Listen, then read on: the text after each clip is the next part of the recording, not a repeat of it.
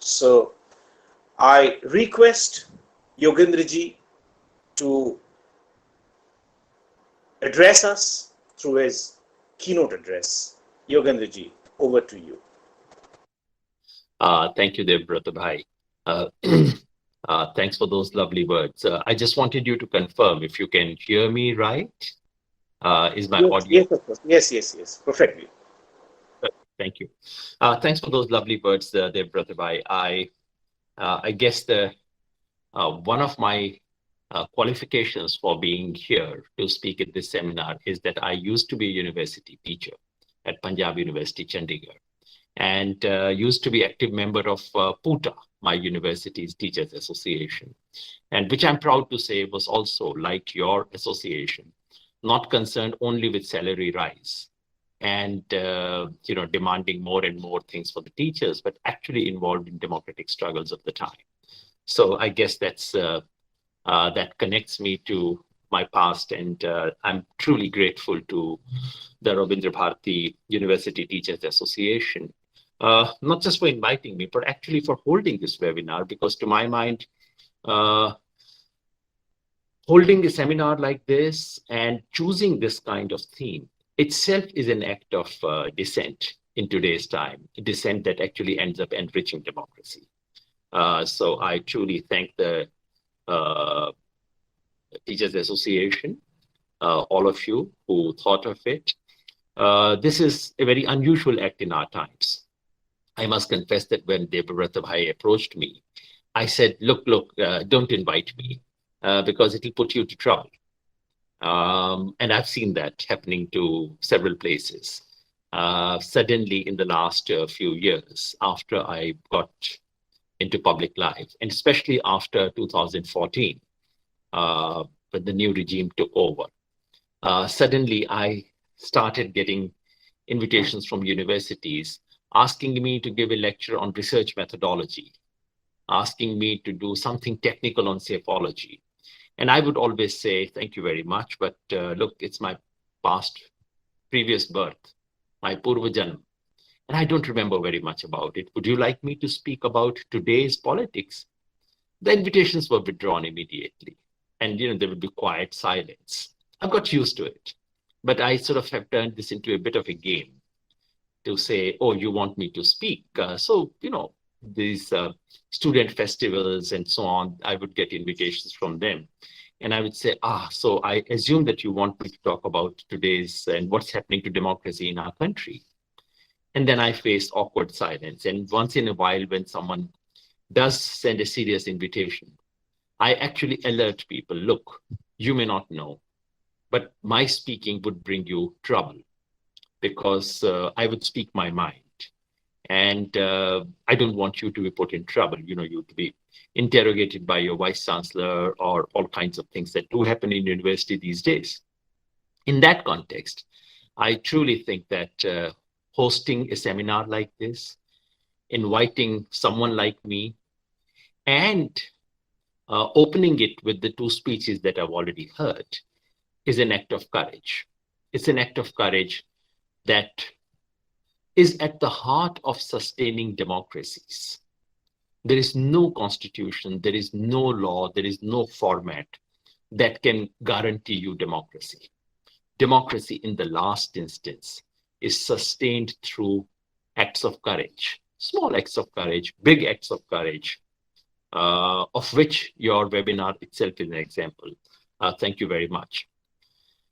I should thank both Professor Chidananda Bhattacharya and Professor Keshav Bhattacharya for what they said, partly because it reduces my burden.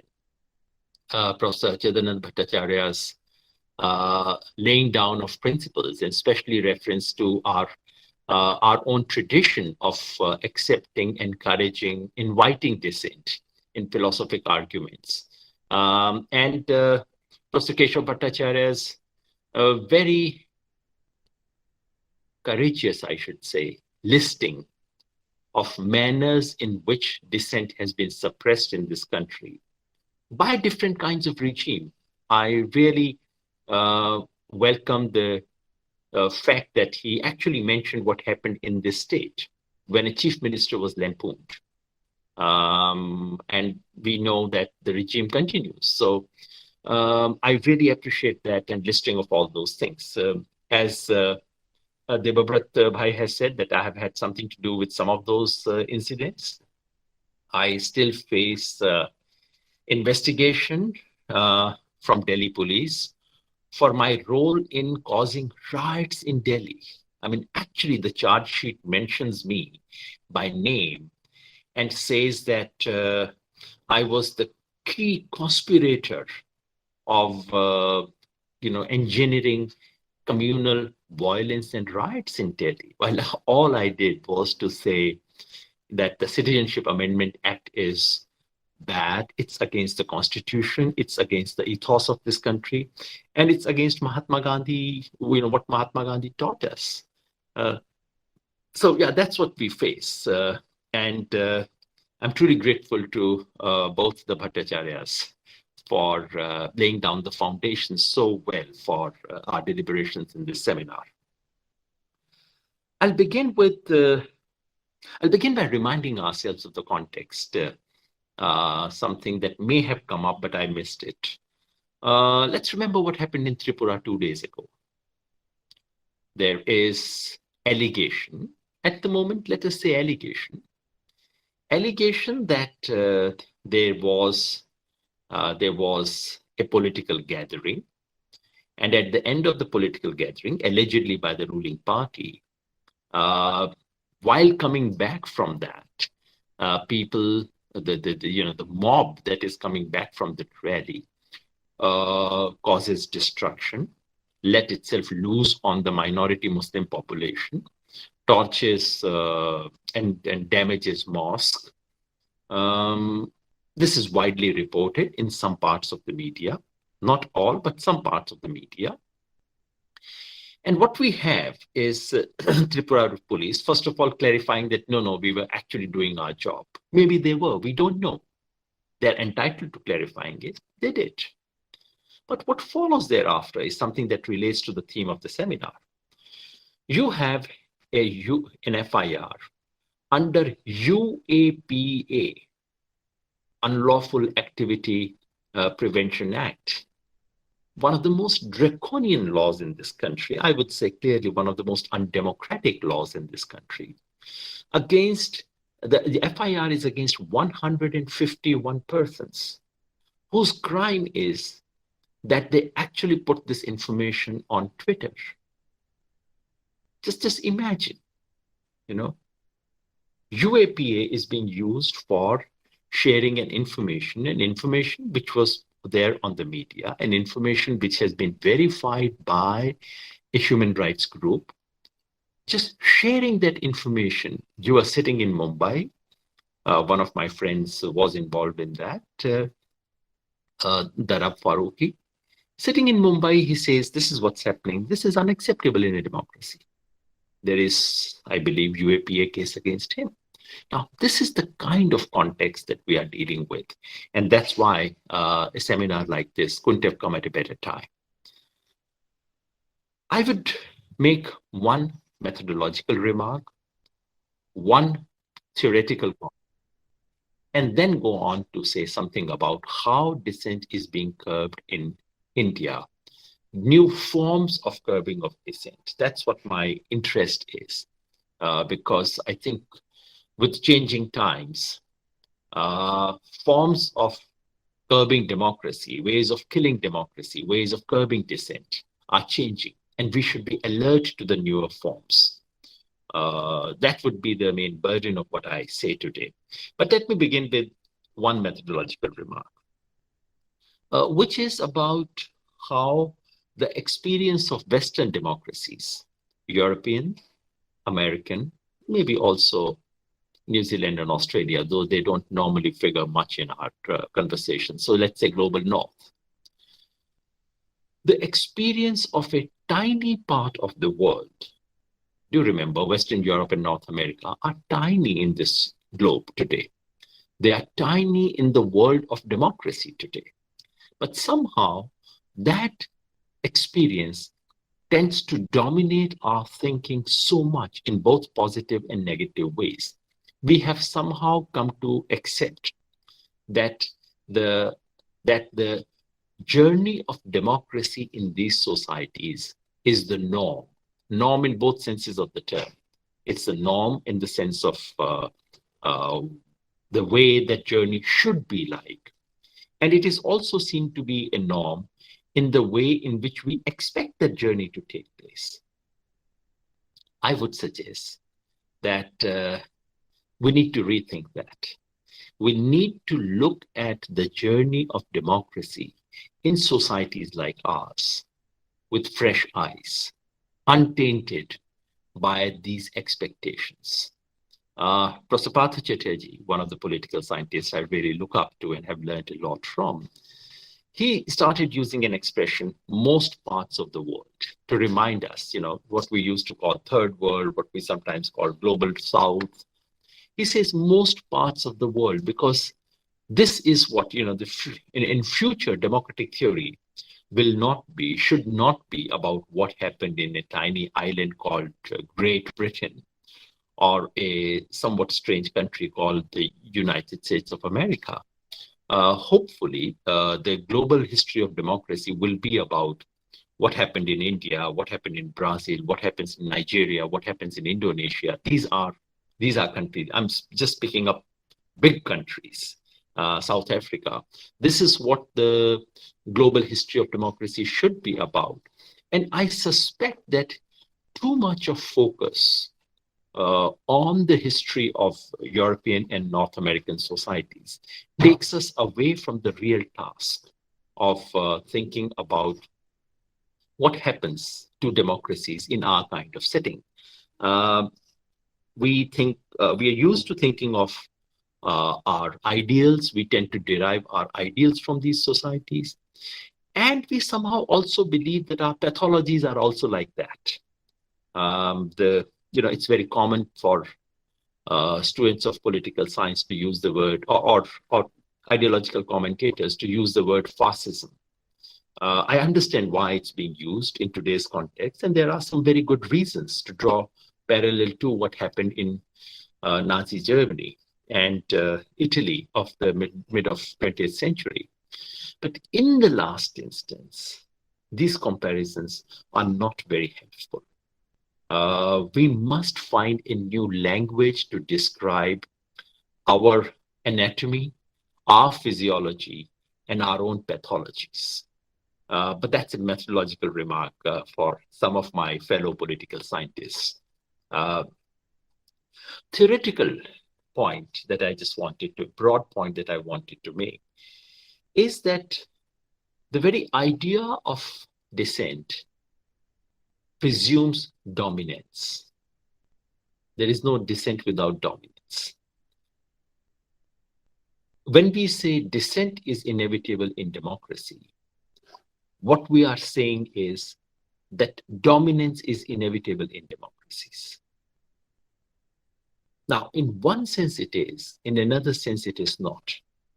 We must distinguish, so in a democracy, a certain form of majority rule is inevitable, at least in the forms of democracy that we have come to see as standard forms, which are prevalent in more than 100 countries in the world today.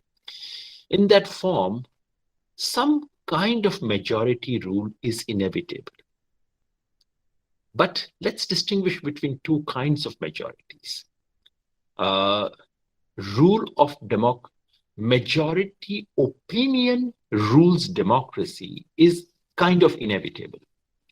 So if you have a debate about whether Britain should exit EU or not, majority of opinions of that time, you can fix the threshold of majority, you can make it more robust, but some form of majority opinion will dominate, will settle the matter. That's inevitable, that's acceptable in democracy. But there is another form of majority, which is very dangerous, which is when majorities become permanent, majorities and minorities become permanent, almost deriving on birth. So as I grew up, I realize I'm born in a wrong community, which is to say, I have no chance to be in a majority.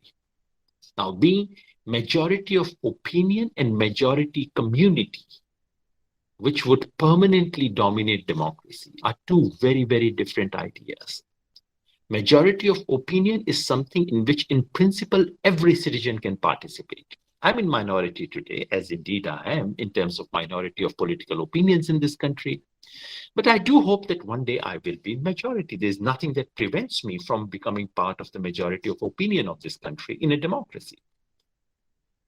But if majority and minority are reduced to birth or become so congealed that I know now that forever there is no chance of my being in majority at any point of time, my chance of being in political majority, then democracy is not democracy for me.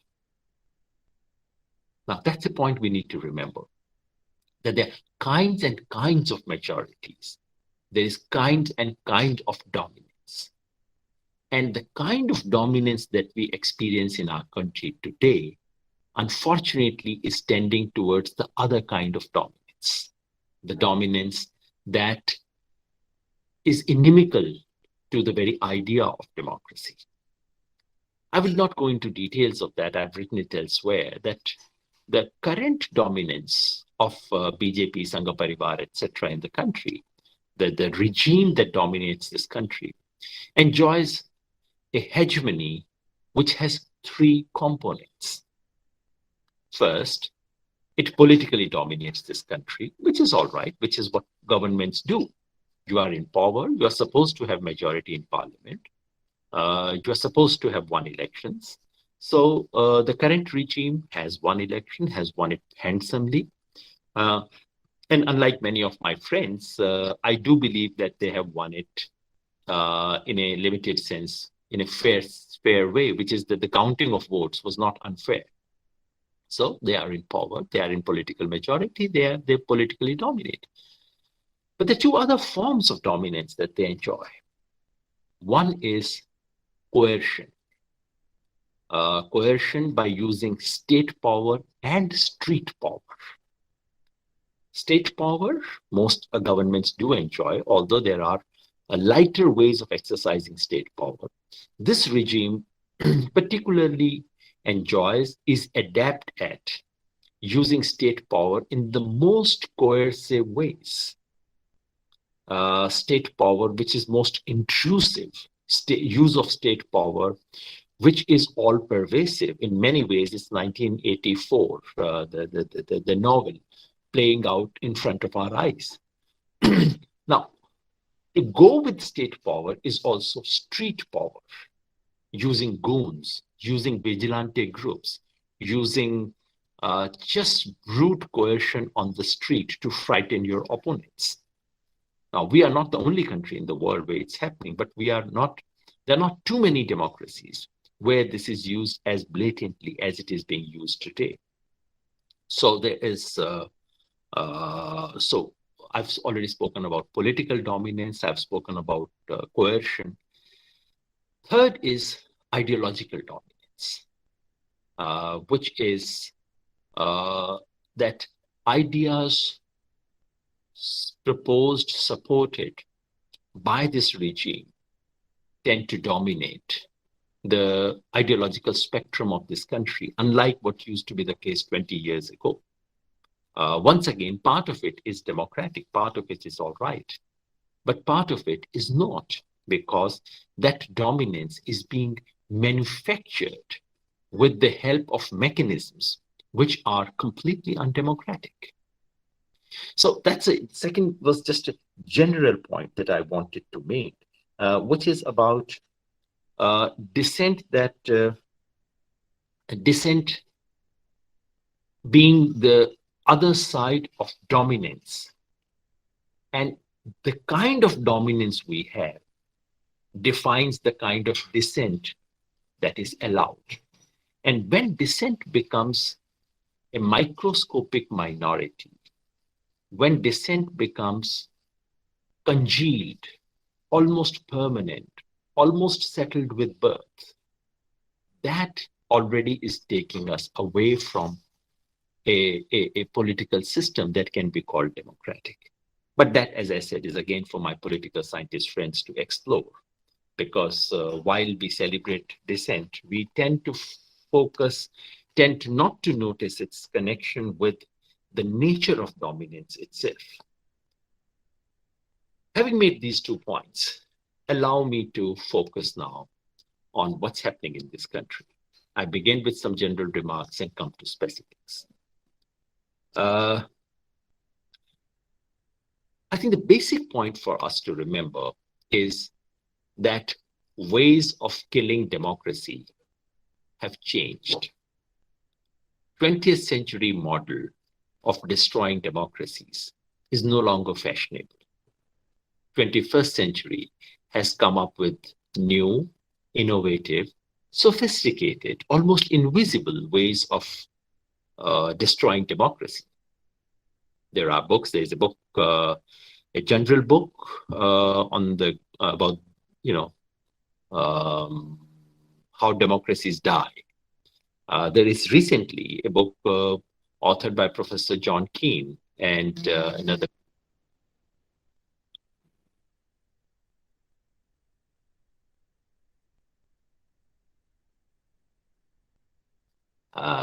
Sorry about that. There is another book specifically on how democracy is being killed in India today. Predictably, that book is not being. Hello, am I audible? Yes, sir. Perfectly audible. There's some signal which I thought was all right. So I would not refer to the general literature. There's a literature on how democracies are dying or are being killed throughout the country, throughout the world in 21st century. And there's specifically a book on India, which has come recently. And to my mind, one of the signs of what is happening to democracy in our country is that that book is not being allowed to be published in India. This is by Professor John Keane. I forget the second author, who's an Indian.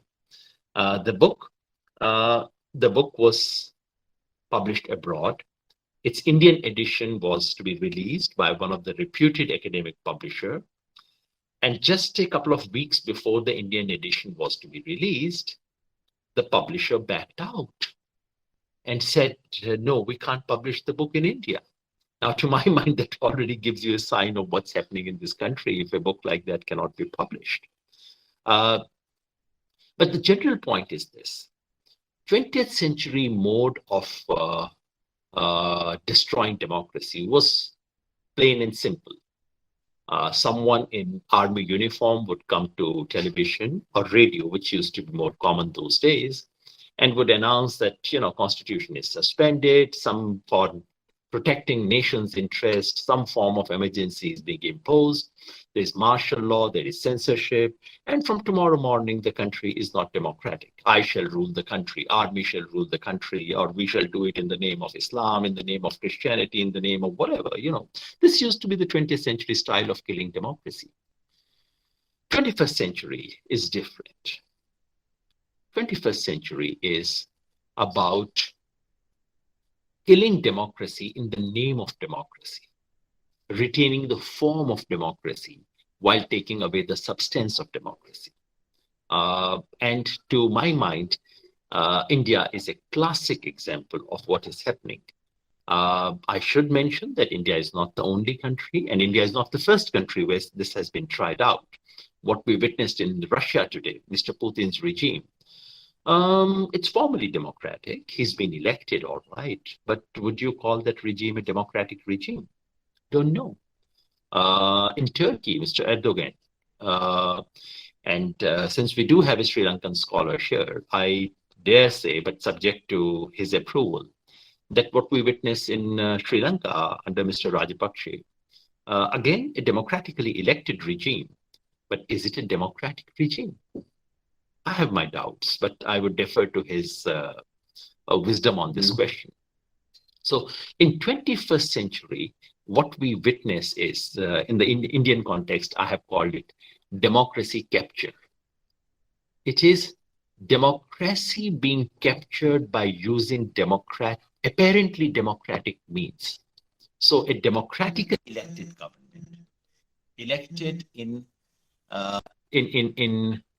democratic, in at least a seemingly free and fair election, a democratically elected government in a free election comes and does not do away formally with the democratic apparatus, but takes away the substance of democracy.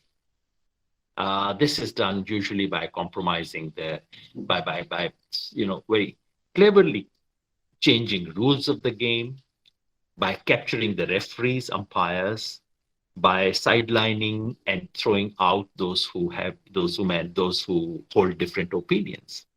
Now, this is what seems to be happening in our country. I called it democracy capture in my book, Making Sense of Indian Democracy, that came last year. I called this process democracy capture. And I've given some description of what this democracy capture looks like in our country. But more germane to the theme of today's seminar, I think we should look at through 2 or 3 arenas where dissent is being curbed, dissent is being throttled.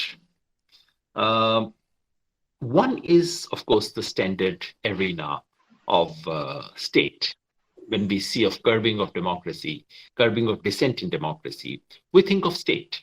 And of course, state is very important. State power is where it begins. We must, I would draw your attention to 2 specific new forms that have come up in India for curbing of dissent through the use of state power. One is criminalization of dissent. As Professor Keshav Bhattacharya mentioned, not only is dissent discouraged, not only is it penalized in a straightforward way, but it is criminalized in a completely different way. The anti-CA protest, which I would prefer to call equal citizenship movement, is a classic example of that. What is that movement trying to do? The movement was simply trying to say that, look, the Constitution of India does not allow you to distinguish between citizens of this country based on their religion. That's a basic elementary point that the movement was making, which is completely as per the Constitution of India. You couldn't think of something which was more law-abiding and constitution-abiding, going by constitutional values than the equal citizenship protest. Now, not only were the protesters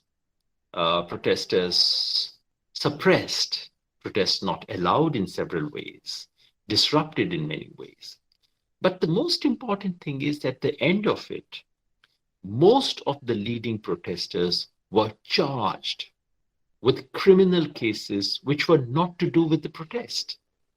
They were charged with criminal cases to do with riots. I mentioned my own case, but the most celebrated case would be my friend, my colleague, Omar Khalid, who is behind bars. And in his case, there's absolutely no connection that you can make to his actions and what happened in Delhi during the violence, largely anti-Muslim violence that took place. So funnily and ironically, tragically, the violence takes place in the city of Delhi. The target of the violence are largely Muslim minority. And at the end of it, the police picks up everyone who is supposed to be somewhat sympathetic to Muslim minority. And cases using UAPA once again are put against them. This method of criminalization of dissent is something which is all pervasive now. I would give you another example. another form of criminalization of dissent which is happening, criminalization and penalization of dissent. The state of Uttar Pradesh has come up with a new law. And if you thought it's only Uttar Pradesh, let me tell you, Haryana has already borrowed that law. The law says this, that if you organize any protest, if you organize a bandh, if you organize a march, if you organize a dharna, and if it leads to any kind of damage to property, public property of any kind, public or private property, then the government would there and then assess it, and you will be asked to compensate. Personally, the leaders of that protest will be asked personally to offer monetary compensation. This is not just theory. This is not just a law. Notices have already been served on protesters with all kinds of imagined figures, 50 lakh rupees, 30 lakh rupees, 1 crore rupee. You should deposit because this is what you've done.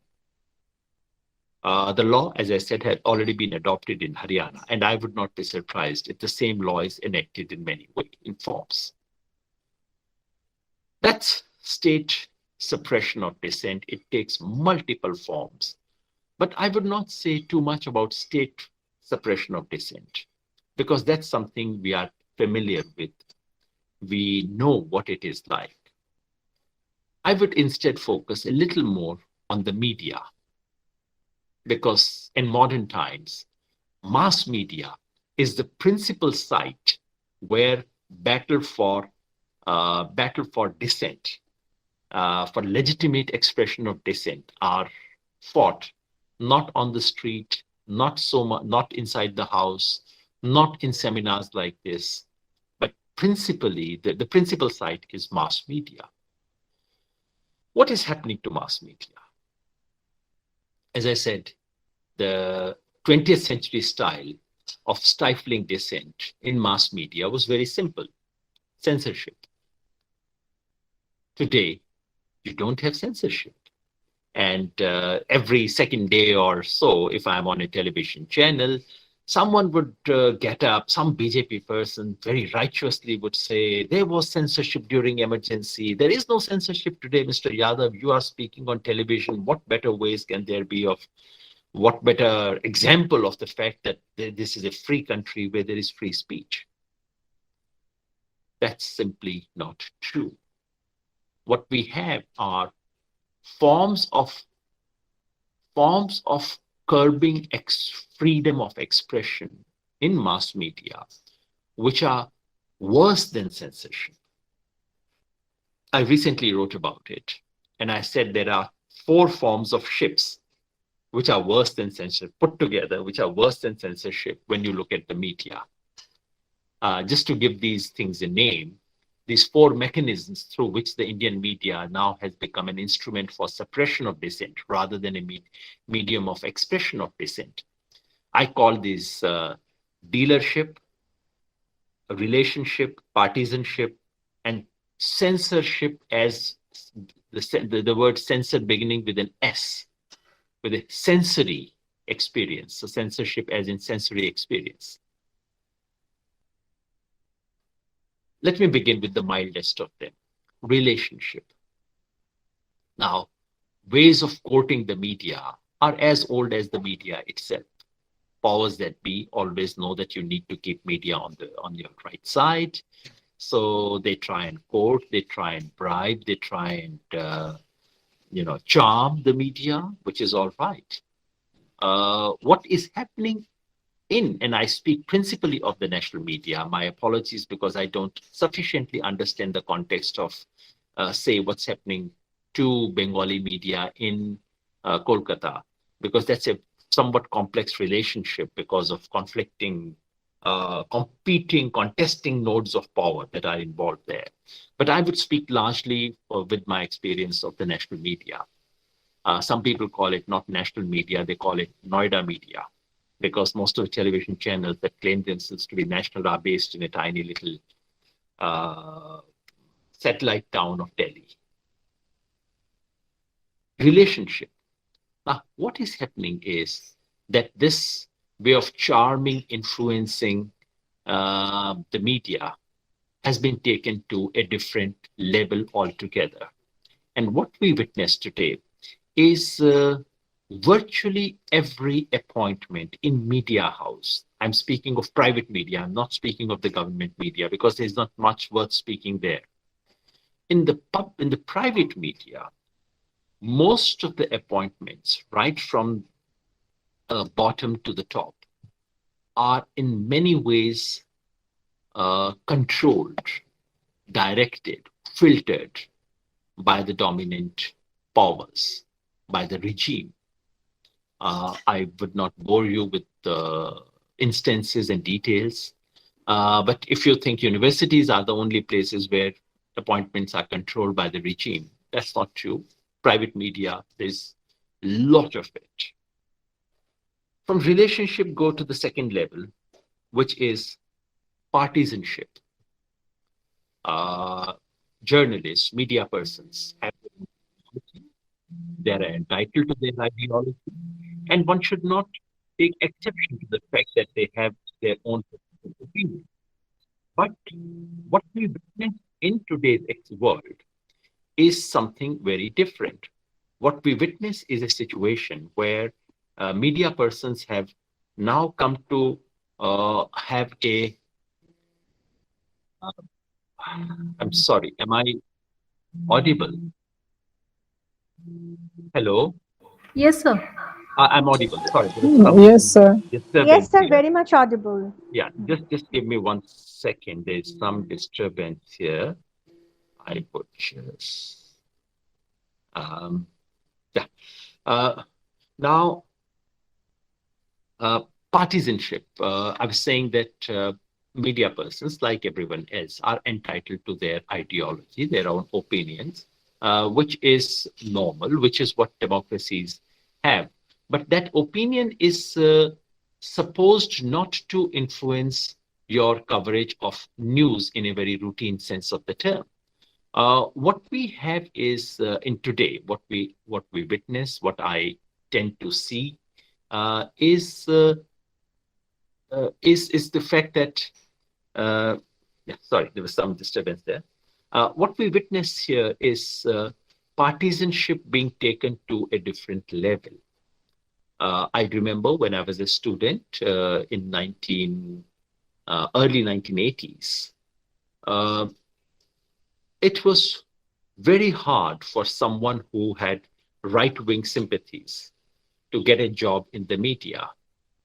A certain kind of left secular orientation was dominant in the media. I'm not celebrating it. I would prefer all kinds of shades of opinions to be represented in the media.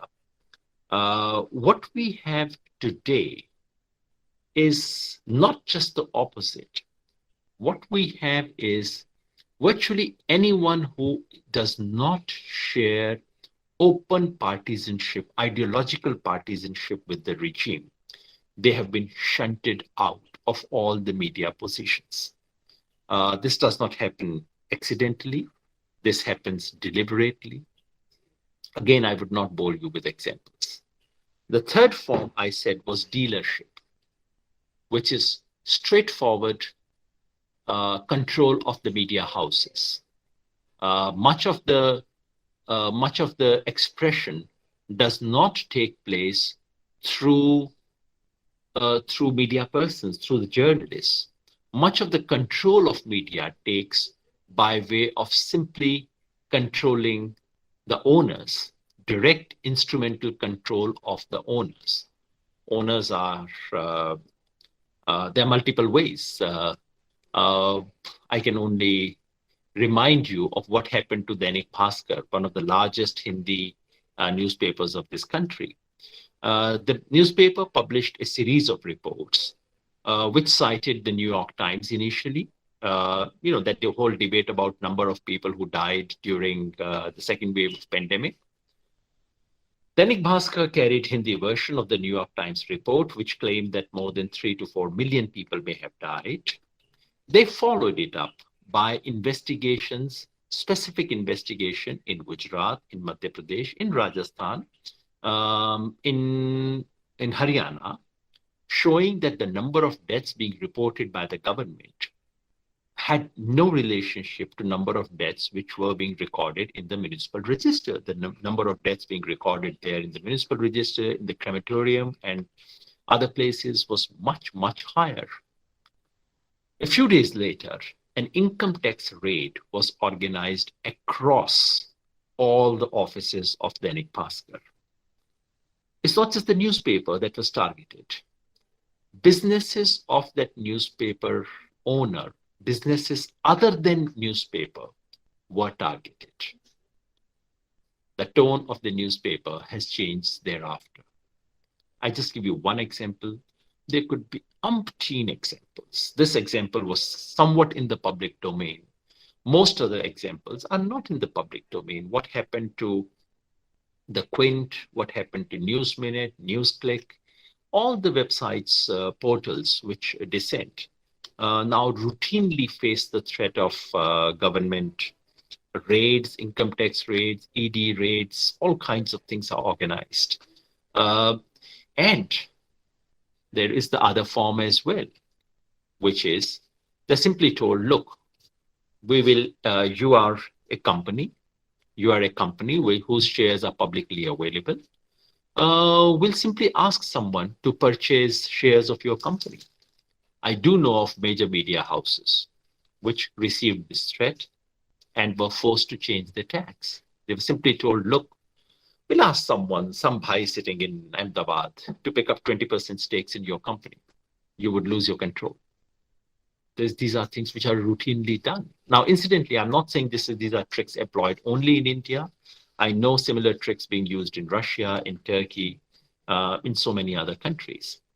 So there is relationship, there is partisanship, there is dealership, and then there is censorship. This censor beginning with an S, not with a C.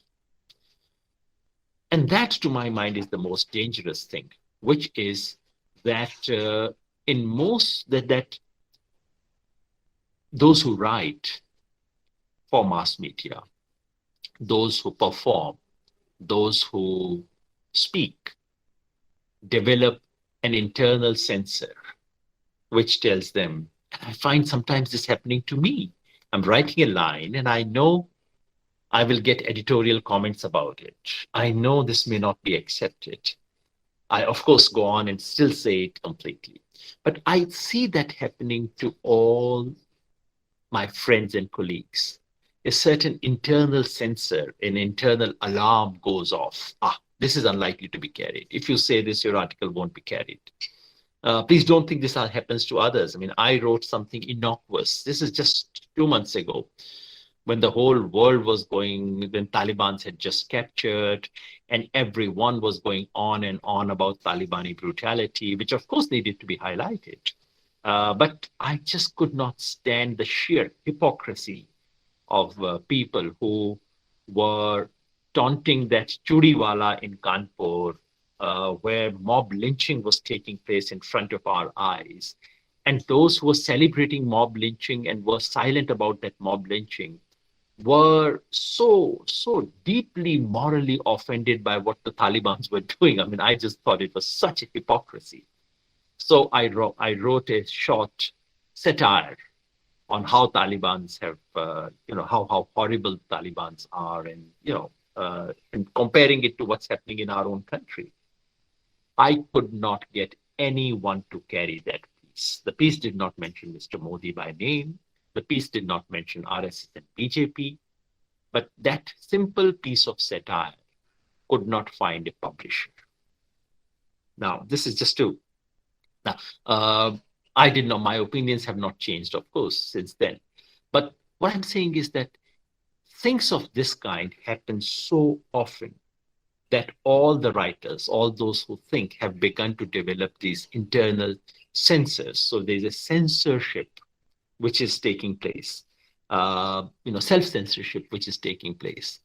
All these forms are reducing ways of expression of dissent in our society. So I've spoken of state, I've spoken of media. I'll just mention society in general and conclude what I have to say. It is in the domain of society where silencing of voices is taking place more than anywhere else.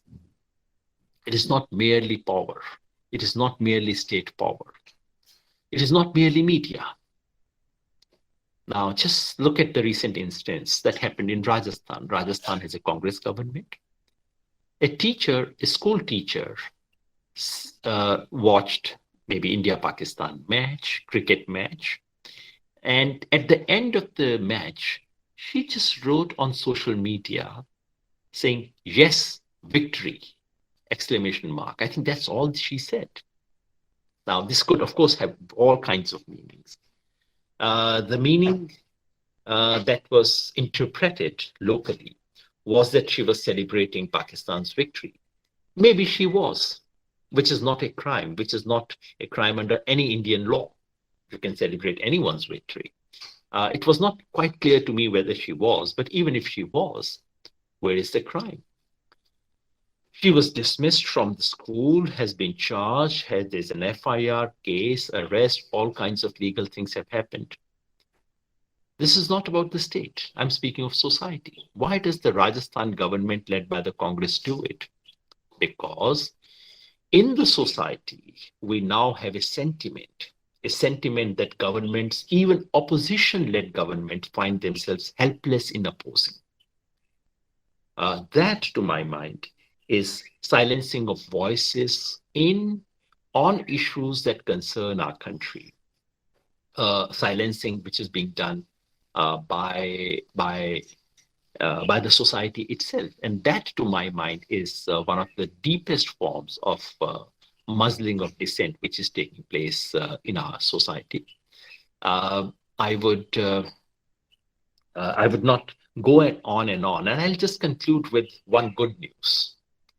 The good news is this, that the broad point I've made is that that there have been multiple forms, that there are that sites of expression of dissent, the sites of curbing of dissent, the form, the site, the manner, the mechanism of curbing of dissent are changing very rapidly.